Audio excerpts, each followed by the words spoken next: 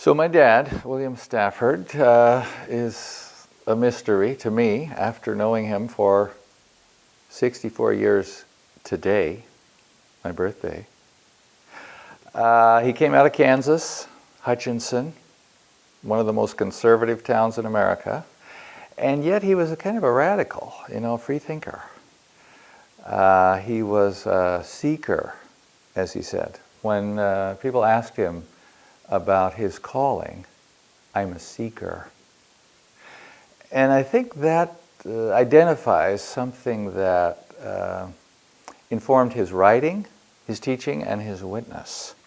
In his writing, he was not trying to prove anything. He was not, ever on high. He was seeking. He was listening every morning before it got light. And in his teaching, he was not professing. He was listening. In his witness in the world, he traveled in order to invite people to listen to each other. That was his form of witness. So one thing about my dad's way of teaching is, I don't know if I can say typified, but exemplified by his last semester.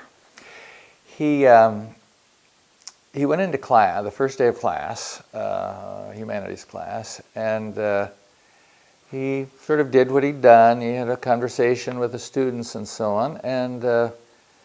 But then at the end of class, he said to the students, I think I talked too much today. So our next class, I'm not going to say anything.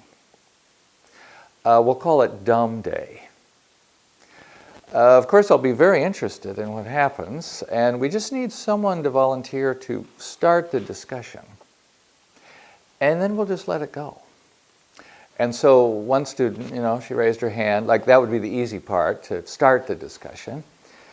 So he came the next class, and the student said, "Hello, Dr. Stafford." And he said, "Oh, that's right, you're not going to say anything." So he looked at the student who started the discussion. She was way over prepared. She'd done a lot of reading, she had all kinds of agenda. And finally the student said, relax, it's okay. And my father said, I witnessed the best day of teaching of my career. Everyone spoke. There was a big variety of opinions. They'd look at me, I wouldn't say anything, they'd go back to talking. And I thought, why didn't I do that my whole career?